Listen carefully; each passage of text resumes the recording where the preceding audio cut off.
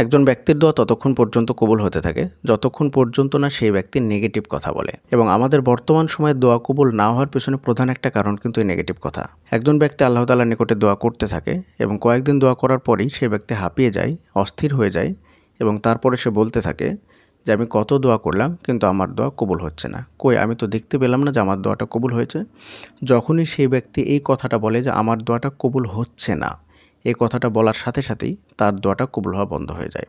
এবং আপনি খেয়াল করে দেখবেন যে আপনার জীবনে প্রতিটা মুহূর্তে এটা ঘটে থাকছে বা ঘটছে।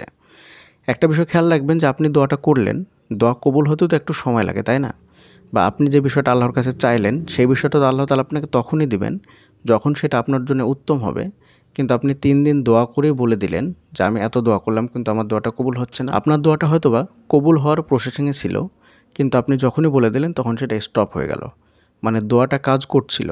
এখন ধরুন আপনি দোয়া করলেন আর সাথে সাথে সেটা ঘটে যাবে সেটা তো নয়। সেটা ঘটতে গেলে অনেক কিছু পরিবর্তন হতে হবে। তো আপনি দোয়া করার সাথে সাথেই সব কিছু পরিবর্তন হতে শুরু করে দিয়েছিল। কিন্তু যখনই আপনি নেগেটিভ কথাটা বললেন তখন সেই পরিবর্তনটা অফ হয়ে গেল। কিন্তু আপনি নিজেও বুঝতে পারলেন না। আর এই কথাটাই রাসূলুল্লাহ সাল্লাল্লাহু আলাইহি ওয়াসাল্লাম মুসলিম শরীফের ৬৮২৮ নম্বর হাদিসের মধ্যে বলেছেন। আর এই হাদিসটি বর্ণনা করেছেন আবু হুরায়রা রাদিয়াল্লাহু তাআলা আনহু। তিনি বলেন রাসূলুল্লাহ সাল্লাল্লাহু আলাইহি ওয়াসাল্লাম বলেছেন, তোমাদের কারো দোয়া ততক্ষণ পর্যন্ত কবুল হয় যতক্ষণ পর্যন্ত না সে তাড়াহুড়া করে। সে বলতে থাকে আমি আমার প্রভুকে আহ্বান করলাম আর আমার আহ্বানে তিনি সাড়া দিলেন না। মানে আমি আল্লাহর কাছে দোয়া করলাম কিন্তু আমার দোয়াটা কবুল হলো না বা আমার ডাকে সাড়া দিল না। যখন সেই কথাটা বলে তখন তার দোয়াটা কবুল হয় না। কিন্তু ততক্ষণ পর্যন্ত দোয়া কবুল হতে থাকে যতক্ষণ পর্যন্ত না সেই ব্যক্তি এই কথাটা বলে। আর এই কথাটা আমরা সব সময়তেই বলে থাকি। আমরা ভিডিও নিচে কমেন্টের মাধ্যমে বলি যে আমি এত দোয়া করলাম আমার দোয়া কবুল হচ্ছে না। আমরা আমাদের বন্ধুদের সামনে বলি, আমরা আমাদের মনে মনে এই কথাটা বলি, এই কথাটা আমরা চিন্তা করি। তো এইগুলো করার কারণেই আমাদের দোয়াটা যে কবুল হচ্ছিল, আমাদের দোয়াটা কবুল হওয়ার পথে ছিল বা সব কিছু পরিবর্তন হচ্ছিল আস্তে আস্তে, কিন্তু এটা বলার পরেই সব কিছু কেন যেন স্টপ হয়ে যায়। যেমন ধরুন অন্য একটা হাদিসের মধ্যে বলেছেন রাসূলুল্লাহ সাল্লাল্লাহু আলাইহি ওয়াসাল্লাম যে দোয়া 3 রকমভাবে কবুল হয়, অথবা কোনো হাদিসে বলা হয়েছে 4 রকমভাবে কবুল হয়। তো প্রথমটা হচ্ছে কি যে আপনি যে বিষয়টা আল্লাহ তাআলার নিকটে চাইলেন সেটা আল্লাহ তাআলা আপনাকে দিয়ে দেন, অথবা আপনার উপরে কোনো বিপদ আসছিল সেই বিপদটা দোয়ার জন্যে মানে দূর করে দেন, অথবা সেই দোয়ার চাইতে আপনি যেটা চাইলেন আল্লাহ তাআলা তার চাইতে উত্তম কিছু আপনাকে দিয়ে দেন। অথবা অন্য হাদিসে বলা হয়েছে যে আপনি যেটা চাইলেন সেটা আপনাকে আখিরাতে দেওয়া হবে। তো এই বিষয়টা নিয়ে আমি অন্য একটা ভিডিওতে বিস্তারিত আলোচনা করেছি। আপনাকে এতটুকু বলতে চাই যে কোনটা আপনার জন্য কল্যাণকর, কোনটা আপনার জন্য কল্যাণকর নয় সেটা তো আপনি নিজেও বোঝেন না, তাই না? এবং দোয়া যেহেতু সর্বদাই কবুল হতেই আছে, তো আপনার দোয়াটা কীভাবে কবুল হচ্ছে আপনি বুঝতে পারছেন না। হয়তোবা সেটা কবুল হওয়ার জন্যেই সে রাস্তাটা তৈরি হচ্ছিল, অথবা তার চাইতে উত্তম কিছু দেওয়ার জন্য আল্লাহ তাআলা প্রস্তুত হচ্ছিলেন বা সব কিছু পরিবর্তন করছিলেন, অথবা আপনার উপরে যে বিপদটা আসছিল সেই বিপদটা তিনি দূর করে দিচ্ছিলেন বা দূর করার মধ্যে ছিল, অথবা সেটা আপনার জন্য আখিরাতে দেওয়ার জন্য ভাবছিলেন যে না এটা দুনিয়াতে দিলে এর জন্য অকল্যাণকর হবে, তাই একে আখিরাতে সেটা দেব, দুনিয়াতে আমি তাকে অন্য কিছু দিয়ে দেব, বা দুনিয়াতে এই জিনিসটা তার না পেলেও চলবে, তার জন্য আরও ভালো কিছু তার ভাগ্যে লেখা আছে। তো আপনি কোনোটাই বুঝতে পারলেন না, আপনি শুধু বলতেই থাকলেন যে আমার দোয়াটা কবুল হলো না, কবুল হলো না। আপনি এটাই দেখলেন, আপনার চোখে কি এটাই পড়ে যে আপনার দোয়াটা কবুল হচ্ছে না? আপনি কি শুধু এটাই ভাবছেন? মনে রাখবেন যে আপনার জীবনে একটা দোয়ার কারণে আপনার জীবনটা আল্লাহ তাআলা বরকত দিয়ে পরিপূর্ণ করে দিচ্ছেন। আপনি বুঝতে পারছেন না যে আপনার জীবনে কি কি পরিবর্তন হচ্ছে এবং কোন কারণে হচ্ছে।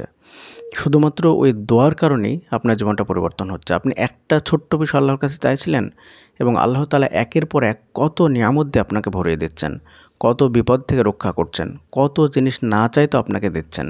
কিন্তু আপনার ওই সমস্ত নিয়ামতের দিকে দৃষ্টি যাচ্ছে না, আপনার দৃষ্টি যাচ্ছে ওই দিকে যেই ছোট্ট বিষয়টা আপনি চেয়েছিলেন কিন্তু সেটা পাচ্ছেন না। ধরুন আপনি আল্লাহর কাছে কোনো ব্যক্তিকে চাচ্ছিলেন, সেই ব্যক্তিকে আপনি ভালোবাসেন, তাকে আপনি মহব্বত করেন, তো আপনি চাইছিলেন সেই ব্যক্তি যেন আপনার জীবনসঙ্গী হয় অথবা জীবনসঙ্গিনী হয়। তো একটা জিনিস নিয়ে আপনি দোয়া করছিলেন ওই নির্দিষ্ট একটা ব্যক্তিকে কেন্দ্র করে, কিন্তু ওই নির্দিষ্ট ব্যক্তিটাকে আল্লাহ তাআলা না দিয়ে আপনার কাছে কত ভালো ভালো অপশান দিচ্ছে, কত ভালো পাত্র পাঠাচ্ছে, কত ভালো পাত্রী পাঠাচ্ছে, কত সুদর্শন পুরুষ আপনার বিয়ের জন্য প্রস্তাব দিচ্ছে, কত সুন্দরী নারী আপনাকে বিয়ের জন্য প্রস্তাব দিচ্ছে, কিন্তু আপনি সেগুলো বুঝতে পারছেন না, আপনি সেগুলোর দিকে ভ্রুক্ষেপই করছেন না। আপনি ভাবছেন যে না ওইটাই আপনাকে নিতে হবে।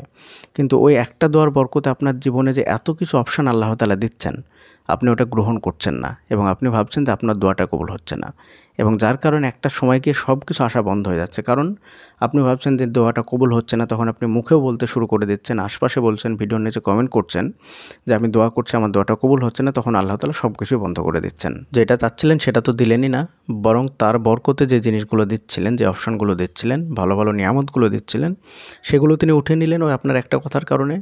অথবা আপনার উপরে যে বিপদটা আসছিল সেটা আটকে ছিল, সেই বিপদটা আসছিল না, সেটা দূর করে দিচ্ছিলেন আস্তে আস্তে। কিন্তু ওই যে একটা কথার কারণে দেখেন পরপর বিপদ চলে আসছে। আপনি একবার খেয়াল করে দেখুন, আপনার বাস্তব জীবনে মিলিয়ে দেখুন যে একটা কথার কারণে আপনার জীবনে কী কী ঘটছে এবং আপনি দোয়া করার কারণে আপনার জীবনে কী কী ঘটছিল। তাই সবসময় মনে রাখবেন যে দোয়া ততক্ষণ পর্যন্ত কবুল হতে থাকে যতক্ষণ পর্যন্ত না বান্দার নেগেটিভ কথা বলে। আর যখন নেগেটিভ কথা বলতে শুরু করে দেন তখন দোয়া কবুল হয় না। আর জানেনই তেমনি দুনিয়াবি ক্ষেত্রে বা আপনার যে আরও সাইকোলজি ব্যাপারগুলো আছে ওই ব্যাপারগুলোতে আপনি দেখবেন যে নেগেটিভ জিনিস আপনার উপরে বাস্তবে আসার ফেলে এবং পজিটিভ কথা আপনার উপর আসার ফেলে।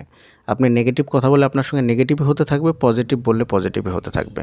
তাই কখনোই নেগেটিভ কথা বলবেন না যে আল্লাহ তাআলা আমার দোয়াটা কবুল করলো না, বরং আপনি চোখে দেখতে পাচ্ছেন না সেটা বলুন যে আমার দোয়া আল্লাহ তাআলা অবশ্যই কবুল করছেন, কীভাবে কবুল করছেন সেটা তিনি জানেন, এবং আপনি যে বিষয়টা নিয়ে দোয়া করছেন সেটা করতেই থাকুন। একটা সময় গিয়ে দেখবেন যখন আল্লাহ তাআলা তার বিকল্প আপনাকে কিছু দিয়ে দেবেন, তখন যে জিনিসটা নিয়ে দোয়া করছিলেন সেটার প্রতি আপনার আগ্রহ কমে যাবে।